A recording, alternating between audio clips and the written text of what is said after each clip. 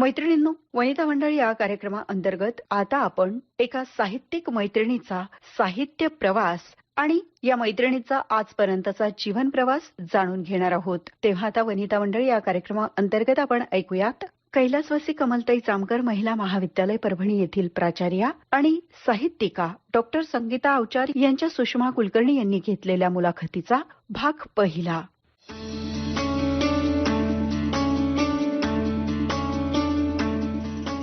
मैत्रिणींनो, नमस्कार. वनिता मंडळ कार्यक्रमामध्ये मी आपली रेडिओ सखी सुषमा कुलकर्णी आपणा सर्वांचं अगदी मनपूर्वक स्वागत करते.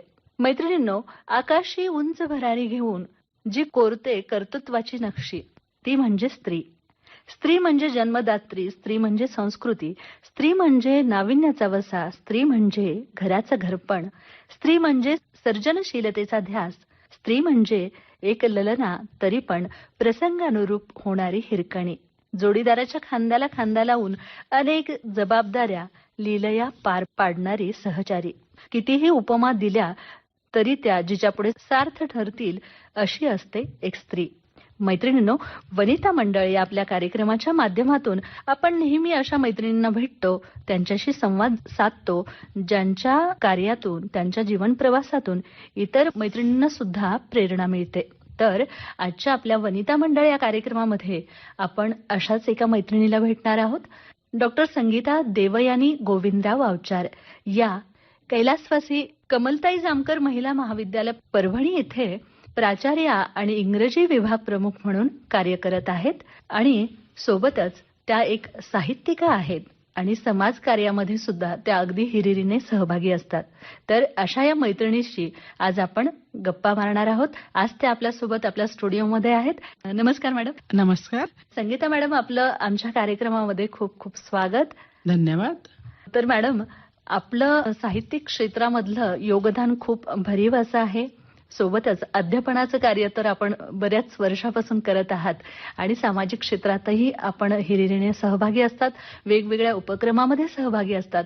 एकंदरीतच हा तुमचा जीवन प्रवास सोबतच साहित्य प्रवास आज आम्हाला जाणून घ्यायचा आहे तुमच्याकडनं. तर सुरुवात करूयात आपण आपल्या बालपणापासून. तर तुमचा जो बालपणीचा काळ आहे तो कसा आणि कुठे गेला? माझा बालपणीचा जो काळ आहे, वास्तविक पाहता माझं जन्मगाव हे जे आहे हे परभणीच्या जवळचं कारेगाव जे आहे ते माझं जन्मगाव आहे.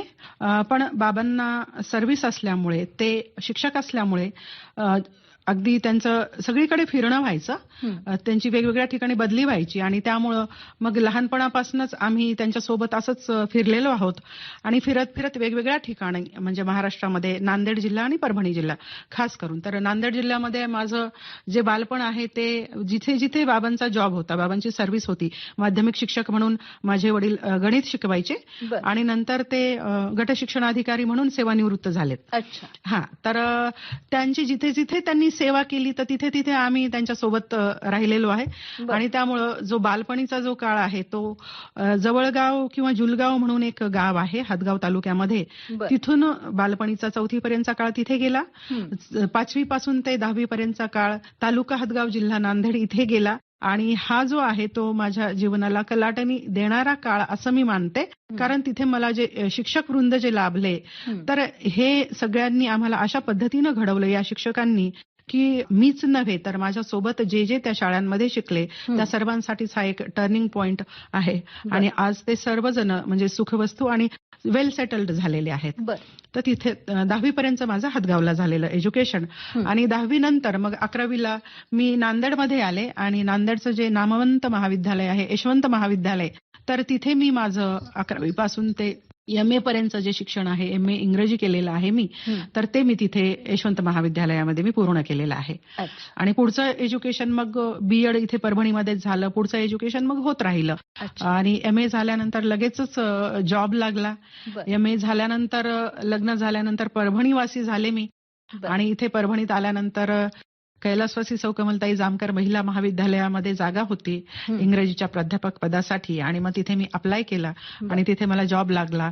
ती तारीख होती 1 जानेवारी 2001 आणि तेव्हापासून मी त्या महाविद्यालयामध्ये इंग्रजीची अध्यापिका म्हणून मी काम करते आहे आणि एज्युकेशन त्यानंतर पुढे कंटिन्यू राहिलेलं आहे आणि ज्या पुढच्या पदव्या आहेत त्या मी परत म्हणजे हे सगळं सर्व्हिस करता करता जॉब करत करत मी ह्या सगळ्या पदव्या पुढच्या मिळवलेल्या आहेत. बर, म्हणजे एकंदरीतच शिक्षणाचं जे वातावरण आहे ते तुम्हाला बालपणापासून घरातून मिळालंय. वडील तुमचे शिक्षक होते असं आपण अगदी म्हणाल. अगदी हा. तर शिक्षक असल्या कारणानेच म्हणजे तुम्ही लहानपणीच ठरवलेलं की आपल्याला पुढे शिक्षक किंवा प्राध्यापक असं काही व्हायचंय?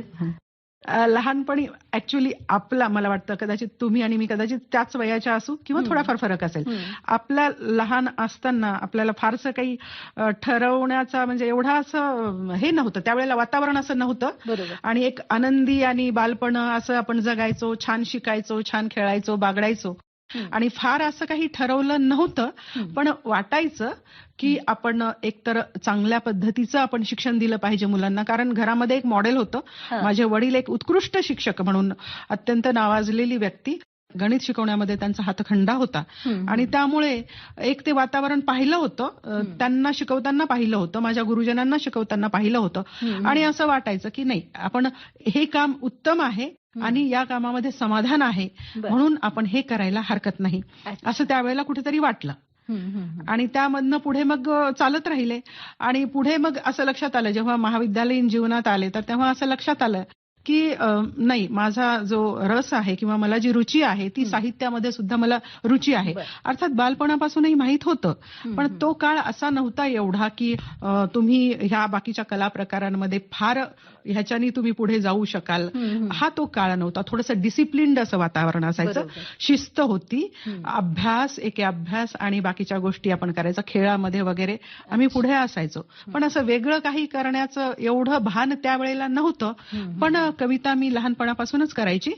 5वी-7वी पासून छोट्या मोठ्या, एकदम असं छोट्या मोठ्या कविता 5वी-7वी पासूनच करायची आणि महाविद्यालयात आल्यानंतर मग थोडंसं आणखीन थोडं मोठ्या स्तरावर त्या कविता मी करायला लागले. तर मग शिक्षणाचं वातावरण घरातनं मिळालं, तुम्ही MA BEd केलं म्हणालात आणि पुढे MPhil आणि नेट सुद्धा आपण उत्तीर्ण आहात आणि PhD पण केलेलं आहे आपण. तर एकंदरीतच शिक्षणात रस असल्या कारणानं आपण इतकं सारं शिक्षण घेतलं. पण एक मुलगी म्हणून तिने इतकं शिकावं अशी तुमच्या कुटुंबाची इच्छा होती? अगदी माझ्या वडिलांची इच्छा होतीच आणि संपूर्ण कुटुंबाचा सपोर्टच होता, आईचा पण सपोर्टच होता. पण बाबांना असं वाटायचं कुठेतरी की मी डॉक्टर व्हावं असं त्यांना वाटायचं. पण मला डॉक्टर व्हायला आवडत नव्हतं.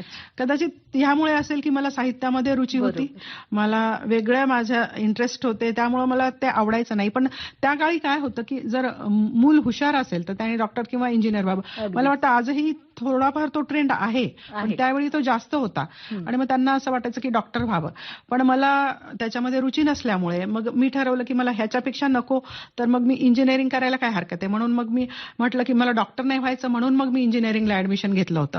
अर्थात मला तिथेही गुणवत्ता लाभली, मी गुणवत्तेने फर्स्ट इयर जे होतं इंजिनिअरिंगचं ते मी पूर्ण केलं. पण मला असं लक्षात आलं की माझी जे रुची आहे, मूळ रुची जी आहे, माझा स्वभाव जो आहे तो साहित्याकडचा आहे, माझा कल साहित्याकडचा आहे आणि म्हणून मग मी ते पण सोडलं. इंजिनिअरिंगचं 1 वर्ष केल्यानंतर मी सोडलं आणि परत मी BA ला प्रवेश घेतला आणि तिथे मग मी ह्या भाषांकडे, भाषा आणि साहित्य याचा अभ्यास करण्यासाठी म्हणून मी विचार सुरू केला.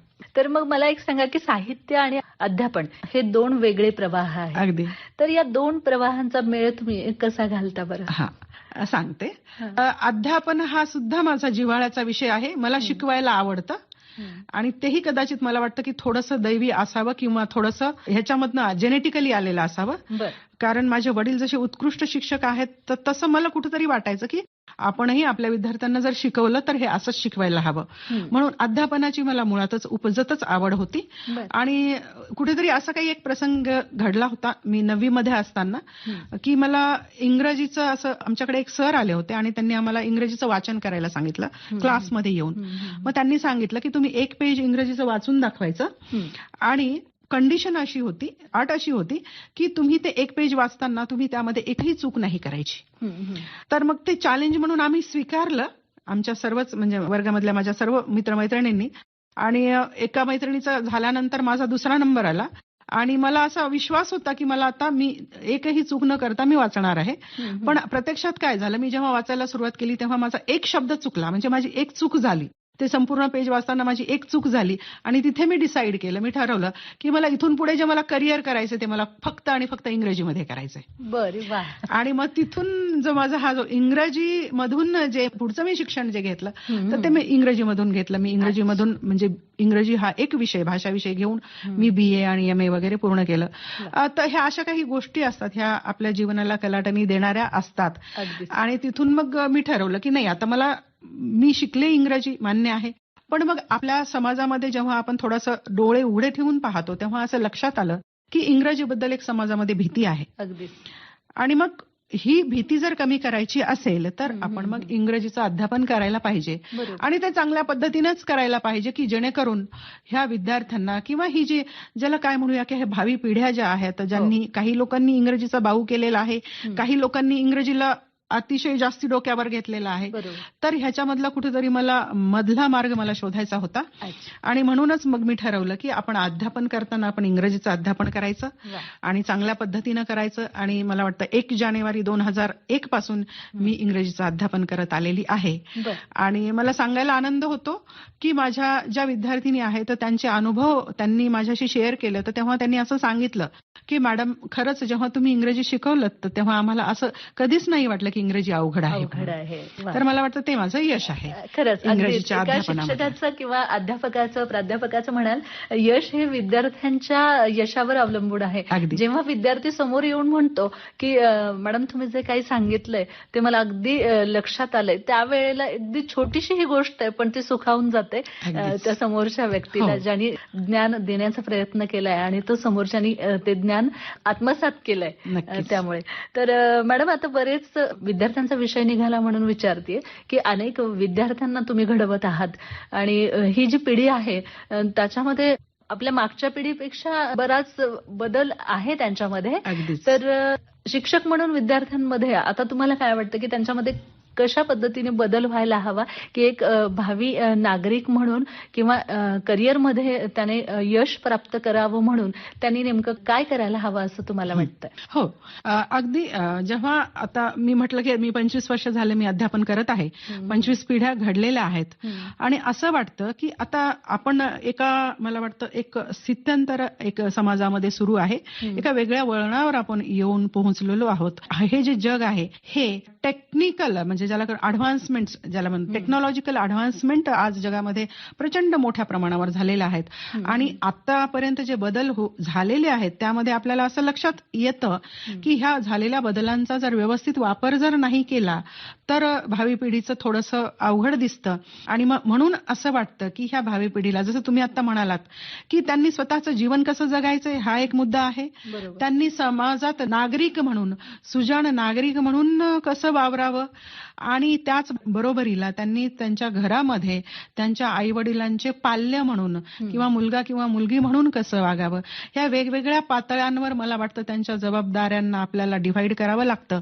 आणि त्या पद्धतीने जर आपण त्यांना सुरुवातीपासून जर त्यांना आपण हँडल करण्याचा प्रयत्न जर केला, पहिल्यांदा तर आपल्याला त्यांना त्यांच्या जबाबदाऱ्यांची जाणीव आजच्या जगामध्ये करून देणं जास्त क्रमप्राप्त आहे. कारण आजकाल कसं झालेलं आहे, चंगळवाद थोडासा वाढलेला आहे. बरोबर. सगळ्यांकडे सगळ्या गोष्टी अवेलेबल आहेत आणि अगदी लहान मुलांनी मागितलं तर लगेचच त्याला बाईक भेटते, त्याला मोबाईल भेटतो, स्मार्ट मोबाईल भेटतो आणि जे काय हवं नको ते लगेच भेटतं. तर मला असं वाटतं की पालकांनी थोडासा विचार करावा इथे की ह्या गोष्टीची खरंच आपल्या पाल्याला गरज आहे का, आता आपण हे द्यायला हवंयच का. तर ह्या गोष्टीचा जर त्यांनी विचार केला तर ते पाल्यांमध्ये सुद्धा आपोआपच ती सवय रुजेल आणि त्यांना जबाबदारीचं भान जे आहे ते इथून त्यांना यायला लागेल की खरंच मला गरज आहे का मोबाईलची किंवा बाईकची, मला खरंच गरज आहे का, किंवा मी ज्या वस्तूसाठी माझ्या आई वडिलांकडे हट्ट करते किंवा करतो आहे तर त्याची खरंच गरज आहे का, हा विचार त्यांनी प्रथम करायला हवाय. आणि ते झालं की आपोआपच त्यांच्या ज्याला काय म्हणूया आपण एक जबाबदार नागरिकत्वाची जी भावना आहे ती त्यांच्यामध्ये यायला लागेल.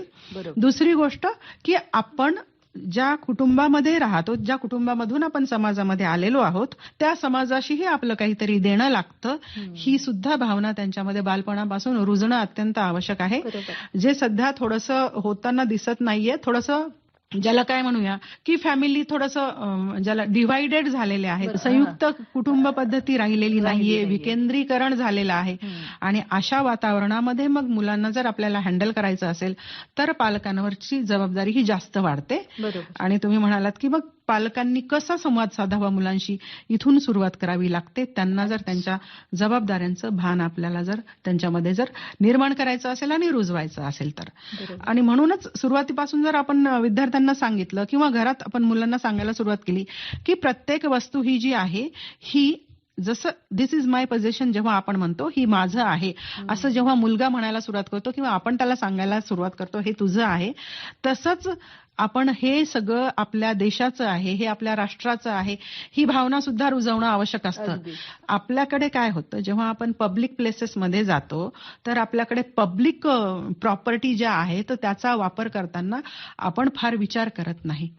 तर ही जबाबदारीची भावना मुलांमध्ये रुजवून देण्याचं काम हे शिक्षकांचं काम आहे. शिक्षकांचं काम म्हणजे फक्त हे पुस्तकी ज्ञान देणं नाहीच आहे. नाही. पुस्तकात काय आहे तेवढं नाही सांगायचं. आजकाल तर गुगल आहे, सगळंच त्यांना अवेलेबल आहे.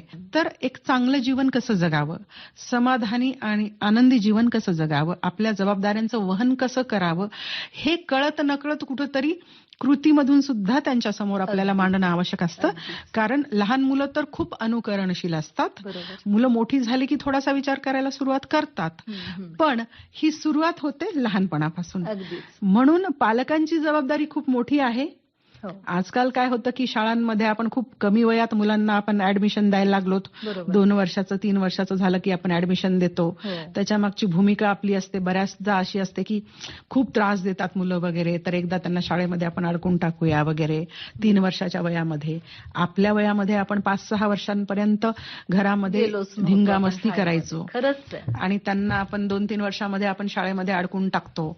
आणि मग आपल्या अपेक्षा काय असतात की आपल्याला त्यांना पुढे चालून, आजकाल तर परिस्थिती अशी झालेली आहे की मुलांना काय बनवायचे पुढे चालून हे मला वाटतं ते मूल जन्मण्याच्या आधीपासूनच आई वडील ठरवायला लागलेले आहेत. आणि त्याला जन्मल्यापासून एका स्पर्धेत उतरून सोडतात हे आई वडील, म्हणजे त्या स्पर्धेमध्ये ढकलून देतात ढकलून देतात की त्याचं बालपण त्याला जगायलाच मिळत नाही कुठेतरी. आणि या सगळ्या गोष्टी खरं तर प्रत्येकाच्या आयुष्यात महत्वाच्या आहेत. बालपणही महत्वाचं आहे, तितकंच संस्कार मुलांवर महत्वाचे आहेत, शिक्षणही तितकंच महत्वाचं आहे. पण याची जबाबदारी खरं तर पालकांनीच लक्षात घेऊन, सुरुवात पालकांपासून होते, कारण पहिली गुरु म्हणतात की आई असते. आणि मग प्रत्येक मातेनंच हा विचार करायला हवा की आपल्या मुलाला बालपण सुद्धा आपल्याला जगू द्यायचं आहे. आणि मुलं तर हुशार आहे आजकालची पिढी, आणि त्यांना खूप असं विपुल असं साहित्य उपलब्ध आहे. बरेचसे म्हणजे सोशल मीडिया असू देत किंवा मग सांगणारे व्यक्ती सुद्धा त्यांना भरपूर आहेत, सगळं काही समजावून देणाऱ्या. त्यामुळे ते लवकर कॅप्चर करतात. त्यामुळे आई वडिलांनी थोडंसं संयमी राहायला हवं की बालपण महत्वाचं हेच आहे. आई वडिलांनी संयमी असावं त्यांनी आणि बालपण त्यांना जगू द्यावं. बरोबर. संस्कार मुलांना कसे व्हावेत, तो कसा चांगला नागरिक घडू शकतो. आणि शिक्षण तर महत्वाचं आहे त्याच्या करिअरच्या भविष्याच्या दृष्टीने, त्याबद्दल पण आपण सांगितलं. एक प्राचार्य म्हणून आणि एक तुम्ही इंग्रजी विभागाच्या विभाग प्रमुख आहात. इंग्रजी हा विषय मुलांना जो अवघड वाटतो तो तुम्ही शिकवत आहात. निश्चितच मुलांना तुमच्याकडनं खूप छान असं मार्गदर्शन मिळत असणार आणि मुलंही चांगली घडत असतील. तर मॅडम, हे झालं आपल्या अध्यापन कार्याविषयी किंवा आपण सध्या ज्या व्यवसायामध्ये आहेत असं म्हणूयात आपण त्याविषयी. आता थोडंसं वळूयात आपल्या साहित्याकडे.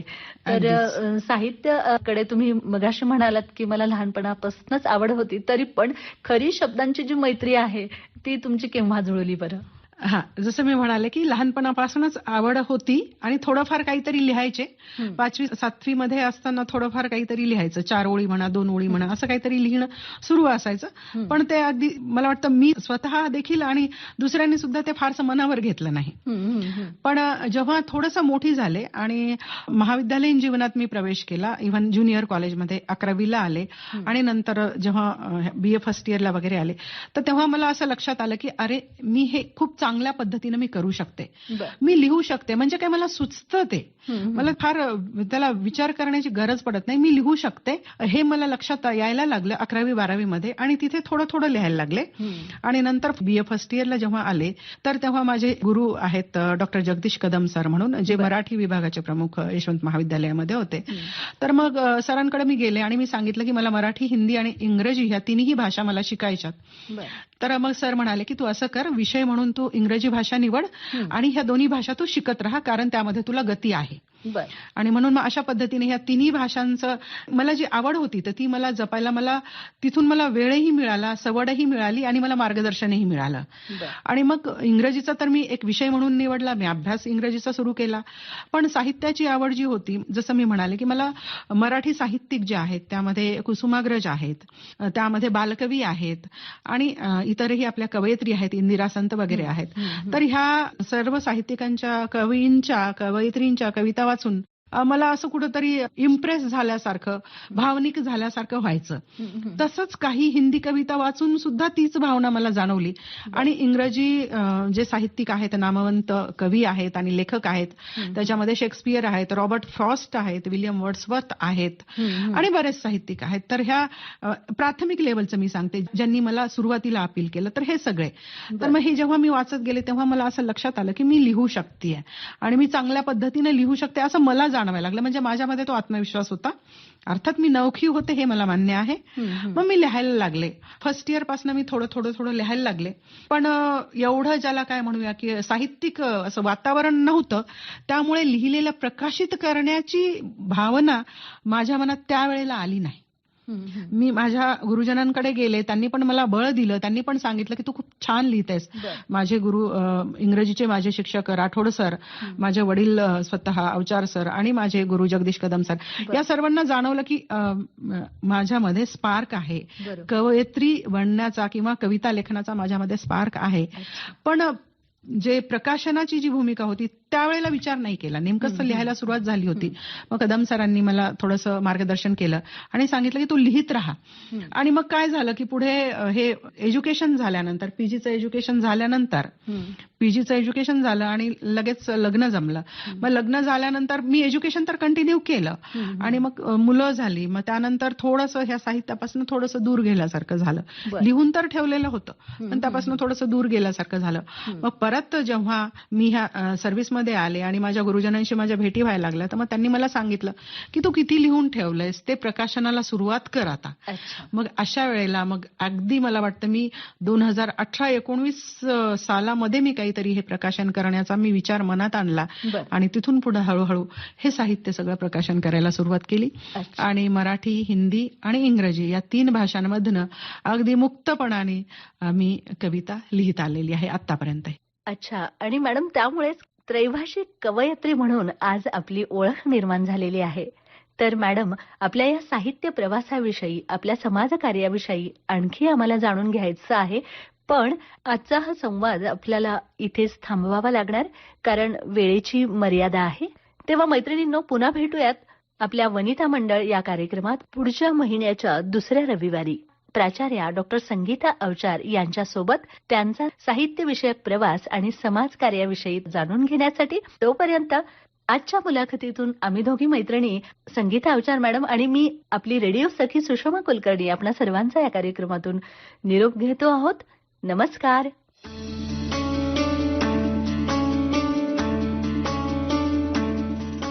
मैत्रिणींनो, आताच आपण वनिता मंडळ या कार्यक्रमाअंतर्गत कैलासवासी कमलताई जामकर महिला महाविद्यालय परभणी येथील प्राचार्या आणि साहित्यिका डॉक्टर संगीता अवचार यांच्या सुषमा कुलकर्णी यांनी घेतलेल्या मुलाखतीचा भाग पहिला ऐकलात.